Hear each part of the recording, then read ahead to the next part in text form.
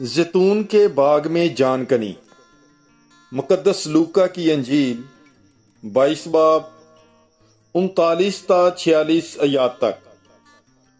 اور وہ نکل کر اپنے دستور کے مطابق زیتون کے پہاڑ کو گیا اور شاگرد اس کے پیچھے ہو لیے، اور اس جگہ پہنچ کر اس نے ان سے کہا، دعا کرو تاکہ آزمائش میں نہ پڑو۔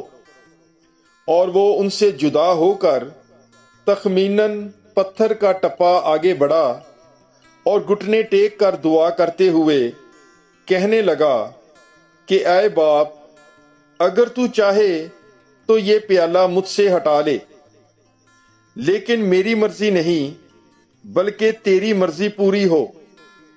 اور آسمان سے ایک فرشتہ اسے دکھائی دیا، وہ اسے تقویت دیتا تھا۔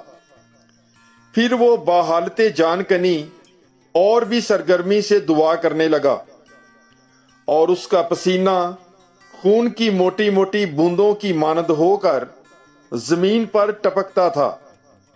جب وہ دعا سے اٹھ کر شاگردوں کے پاس آیا تو انہیں غم کی وجہ سے سوتے پایا، اور ان سے کہا کہ تم کیوں سوتے ہو؟ اٹھ کر دعا کرو تاکہ آزمائش میں نہ پڑو۔ پاک کلام کے پڑھے اور سنے جانے پر خداوند کی برکت ہو۔ خدا کا شکر ہو۔